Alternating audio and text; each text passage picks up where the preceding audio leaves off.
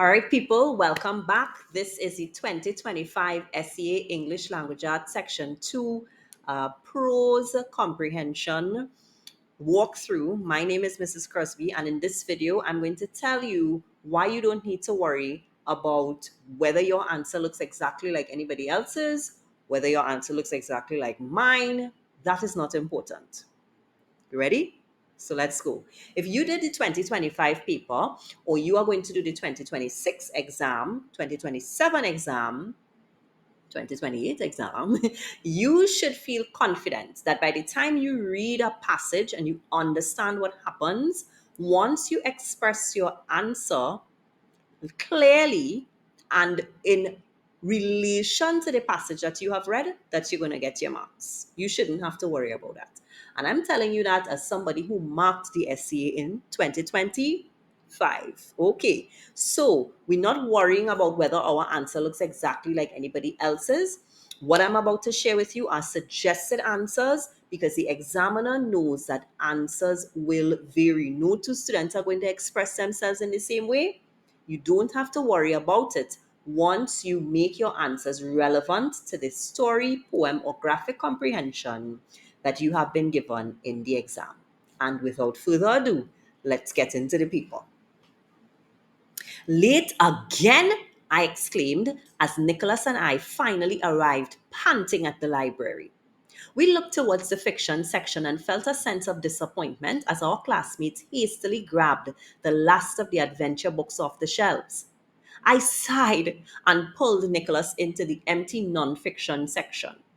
Shuffling along the aisle, I paid little attention to the titles. Suddenly, there was a faint glow coming from the book at the end of the shelf. Filled with curiosity, we crept towards the glow, which became more intense as we drew closer. The title of the book was Space Travel. What a snooze fest, I complained.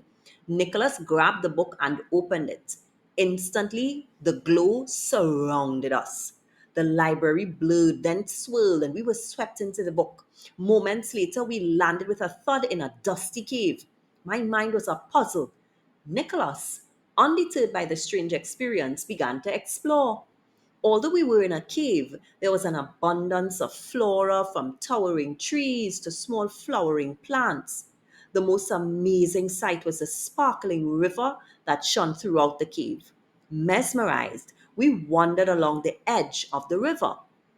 Unexpectedly, they appeared.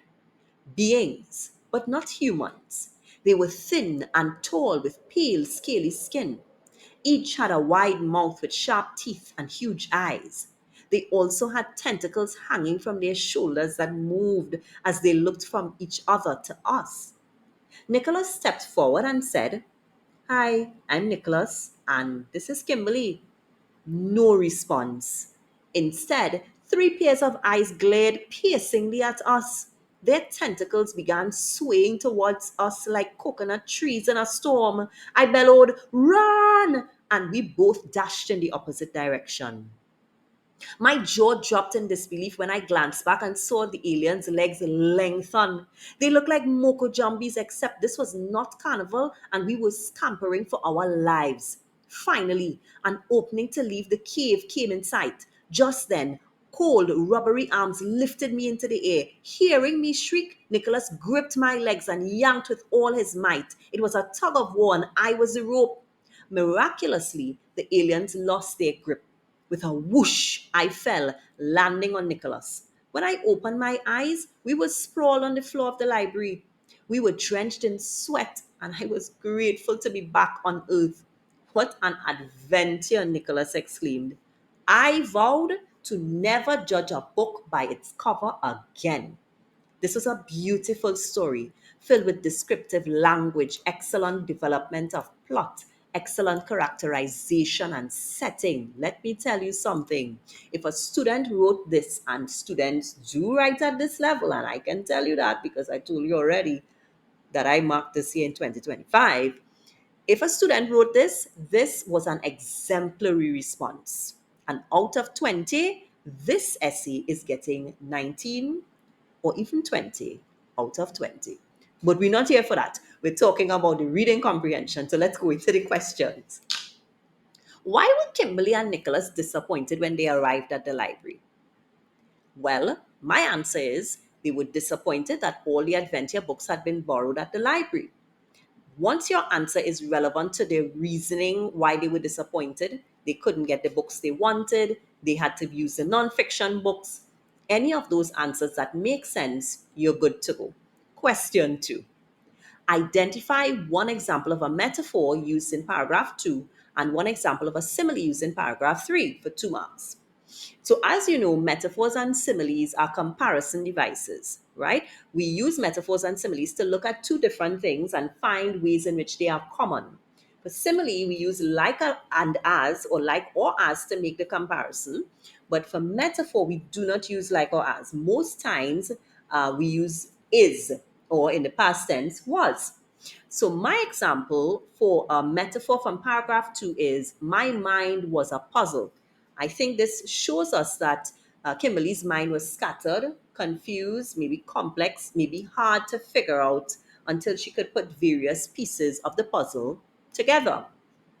For an example of a simile, I thought that in paragraph 3, the words their tentacles began swaying like coconut trees in a storm were great examples of a simile because it helped me to visualize the movement of the tentacles, maybe even their length, maybe even the fluid way that they moved, kind of slow but still very deliberate, just as a video of the coconut trees that you can see right here. For question 3, write the meaning of the following words as used in the story. The words are flora and shriek. So, flora means trees, plants, and flowers because the story tells us that Nicholas explored the cave and he found towering trees and flowering plants. And shriek means to scream loudly, to scream frightfully, to scream in a terrified way. Anything that makes sense along the lines of screaming for that intense or that with that intensity will attract 2 marks. Write 2 details from the story that suggest that the aliens were unfriendly. Detail number 1, these aliens did not respond when Nicholas introduced himself and Kimberly. They simply looked at him plain in the face, like, who are you? Why are you talking to us? Not very welcoming at all. And detail 2, the aliens' eyes glared at Nicholas and Kimberly, and then they began to chase the children. That's not very friendly at all. And so those are 2 suggested responses for question 4. Let's go to question 5. How did Kimberly's view of the book space travel change from the beginning to the end of the story? Our girl Kimberly at the beginning of the story, she's like, oh my gosh, what a snooze fest. So she thought the book was boring. And at the end of the story, we realized that she thought it would have been scary. You could also have said that she found it was an adventure, that she was terrified, that she was frightened. Anything along those lines would make sense in the context of what Kimberly experienced um, through this entire ordeal. For question 6 of the 2 characters, and for this one, I want you to comment down below, students. Tell me who you prefer in this story. I am Team Nicholas. If you are Team Kimberly, put Team Kimberly in the comments. Whom do you prefer in this story? I prefer Nicholas. I have several reasons. These are only 3 reasons. One of the reasons is missing, and I'll tell you in a bit. Number 1, he approached the book with an open mind to see what was inside. Kimberly had a very closed mind. She wasn't intrigued or interested in viewing the nonfiction books at all. I like that Nicholas respectfully introduced himself to the aliens. He made the first advance. He was open to meeting new people. He explored the cave. He enjoyed the experience of being in this mysterious cave. And the third thing that I have here, but my fourth reason why I prefer Nicholas, and why I'm Team Nicholas, is that he helps Kimberly escape. He could have left her. He could have run and saved his own life, but that's not what a friend would do. A good friend should help you in a sticky situation, and that's one of the reasons why, like Nicholas, you only needed to provide one reason to get your 2 marks. Question 7. Write a suitable title for the story. Give a reason for your answer. Now, you have to remember, students, that this is a story. This is not a newspaper article. It's not a report. This is not a magazine article. This is a fictional story. It's not non-fiction. So your title should not be all about aliens. Your title should not be facts about the mysterious cave, because that's not what the story is about. However, if your title is something similar to mine, for instance, Nicholas and Kimberly's Space Travel Adventure, or The Space Travel Adventure, or Space Travel, anything like that that relates to the fictional aspects of this story should attract 2 marks. The name of the book is Space Travel and the Children Experience an Unbelievable Adventure. That's my reason. And I hope that I can convince you that this would attract 2 marks as well. Guess what, guys? We have come to the end of another exciting video, another exciting walkthrough of the 2025 S.E.A. ELA paper. In the very next video, guess what we're going to tackle? We're going for that poetry. We're going for that graphic comprehension. I hope to see you in the next video. Remember, like, comment, and subscribe to the channel for more S.E.A. content. My name is Mrs. Crosby. Comment in the box down below if you like the video. Check the description for contact details, and I'll see you in the very next video. Bye, everybody. Take care for now.